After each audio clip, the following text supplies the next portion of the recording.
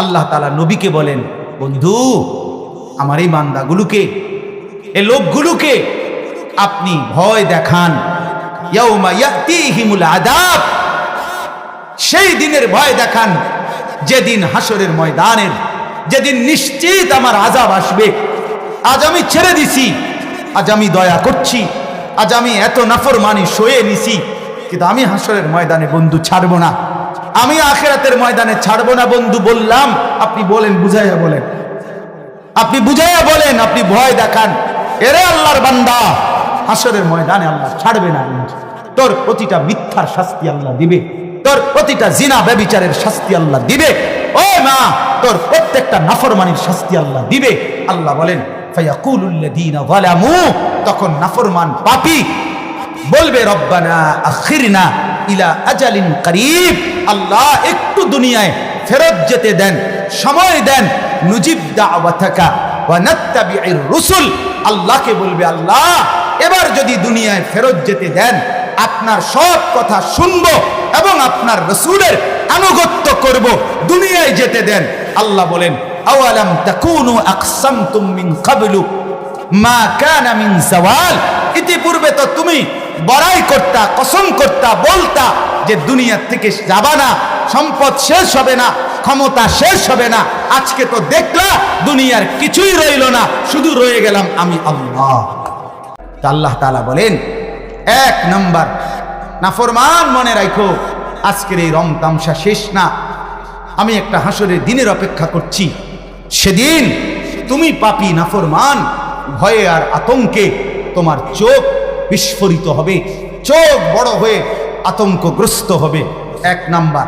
দুই নাম্বার, মুহতিঈনা মুকনিঈ রুউসিহিম, আল্লাহ তাআলা বলেন, দুই চোখ মানে চেহারা উপরের দিকে তুলে ওই নাফরমান আর পাপী হাসরের ময়দানে চেহারা উপরের দিকে তুলে ঊর্ধ্বশ্বাসে, মানে জোরে নিঃশ্বাস ফেলতে ফেলতে চেহারা উপরের দিকে তুলে হাসরের ময়দানে দৌড়াইতে থাকে। এইভাবে উপরের দিকে এরকম করি না আমরা? মুহতিঈনা মুকনিঈ রুউসিহিম, ঊর্ধ্বশ্বাসে চেহারা উপরের দিকে তুলে দৌড়তে থাকে। আল্লাহ তাআলা বলেন, লা ইয়ারতাদ্দু ইলাইহিম তারফুহুম, নাফরমান একবারের জন্য পাপী এই যে চেহারা উপরের দিকে দিবে আর নিঃশ্বাস ফেলবে আর দৌড়বে, এক মিনিটের জন্য নিজের চেহারার দিকে, নিজের দেহের দিকে দৃষ্টি আর ফিরাইয়া আনবে না, নিজের দেহের দিকে আর তাকাবে না। ভয়ে আর আতঙ্কে পাগলের মতো, মাতালের মতো হাসরের ময়দান দৌড়তে শুরু করবে, ছুটতে শুরু করবে।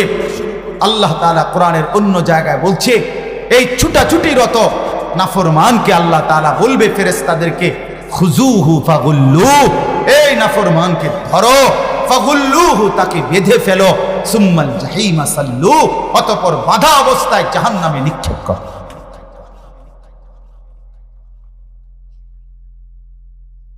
ওয়া আফইদাতুহুম হাওয়া, আল্লাহ তাআলা বলেন কয়টা হলো? এক নাম্বার, চোখ বড় বড় হয়ে যাবে ভয়ে।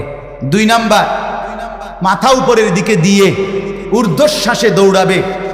তিন নাম্বার, নিজের দেহ আর চেহারা নিজের শরীরের দিকে ফিরবে না, একবারও চেহারা ফিরাবে না। চার নাম্বার, ওয়া আফইদাতুহুম হাওয়া, অন্তরটা ভয়ে আর আতঙ্কে একদম শূন্য, খালি হয়ে যাবে, ব্যাকুল হয়ে যাবে। কোনো আশা আকাঙ্ক্ষার ন্যূনতম কোনো সম্ভাবনা সে দেখবে না, এতটা অস্থির হয়ে যাবে। আল্লাহ আমাদেরকে মাফ করুন। ইয়াউমা তাবিয়াদ্দু ওয়ুজুহুন ওয়া তাসওয়াদ্দু ওয়ুজুহ, কোরআনের অন্য জায়গায় আল্লাহ বলেন, সেই হাসরের ময়দানে কিছু চেহারা কালো মলিন হয়ে যাবে, কিছু চেহারা সাদা শুভ্র হয়ে যাবে। فأما الذين اسودت وجوههم أكفرتم بعد إيمانكم فذوقوا العذاب بما كنتم تكفرون, যে চেহারাগুলো কালো হয়ে যাবে আল্লাহ তাআলা তাদেরকে বলবে, নাফরমান বান্দা, ঈমান তো দিছিলাম, সেই ঈমান পাওয়ার পরেও নাফরমানি করেছিলে। আকাফারতুম বাদা ঈমানিকুম, ঈমান পাওয়ার পর আমার নাফরমানি করেছিলে বান্দা। ফাযুকুল আযাবা বিমা কুনতুম তাকফুরুন, আজকে সেই নাফরমানির বদলায় জাহান্নামের আযাব ভোগ করো। ছেলেরা বাপ, আল্লাহ তাআলা দয়া করে তোমারে মুসলমান মার ঘরে জন্ম দিয়েছে, তোমার কোনো যোগ্যতা ছাড়া, তোমার কোনো আবেদন ছাড়া। লাম ইয়াকুন শাইআম মাযকুরা, আমি আর তুমি এই পৃথিবীতে আসার আগে উল্লেখিত কোনো বস্তু ছিলাম না, কোনো আদমশুমারিতে আমাদের নাম ছিল না, কোনো মেম্বার চেয়ারম্যানের সুপারিশ ছিল না, পৃথিবীর কেউ জানতো না আমি আসবো কিনা, কেউ জানতো না। রব্বুল আলামিন বলে শুধু আমার ফয়সালা ছিল বলে তুমি পৃথিবীতে আসছো, ঠিক কিনা বলেন না? তাইলে আল্লাহ তাআলা দয়া করে ইমানদারের ঘরে জন্ম দিয়েছে। জন্মের পর থেকে শুনছি আজানের ধ্বনি, আল্লাহু আকবার। কি পরিমাণ সৌভাগ্য! পৃথিবীর 600 কোটি মানুষ, আজকের এই পৃথিবীতেও যদি 800 কোটি মানুষ হয়, যদি 200 কোটিও মুসলমান হয়, তো এখনো রানিং 600 কোটি মানুষ আল্লাহ তাআলা তাদেরকে ইমানদারের ঘরে জন্ম দেয় নাই, তারা মুমিন হয় নাই। মিয়া রব্বুল আলামিন আমার কোনো যোগ্যতা ছাড়া আল্লাহ তাআলা তার নিজ ফজলে, নিজ দয়ায় আমার এক মুসলমানের ঘরে জন্ম দিয়েছে। এর চাইতে বড় সৌভাগ্য আর কি হইতে পারে না?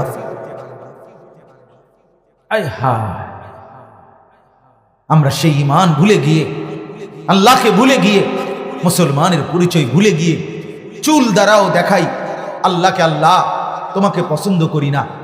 দাড়ি কেটে কেটে আল্লাহকে দেখায় আল্লাহ তোমাকে পছন্দ করি না। সুদের টাকা গুনে গুনে আল্লাহকে দেখায় আল্লাহ তোমার হুকুম মানি না। মিথ্যা বলে বলে, চুরি করে করে আমরা আল্লাহকে দেখাই। উলঙ্গ ছবি দেখে দেখে যুবক বলতে চায় আল্লাহ তোমাকে ভালোবাসি না, রাসূলকে ভালোবাসি না।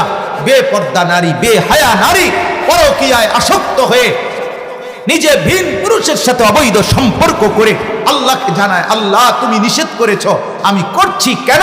তোমাকে পছন্দ করি না, তোমাকে পছন্দ করি না। আল্লাহ তাআলা যেন তখন বলে হায় বান্দা, তাইলে কেন দিলাম তোরে ইমানদারের ঘরে জন্ম? হায় বান্দা, তোরে কেন ইমানদারের ঘরে দিলাম?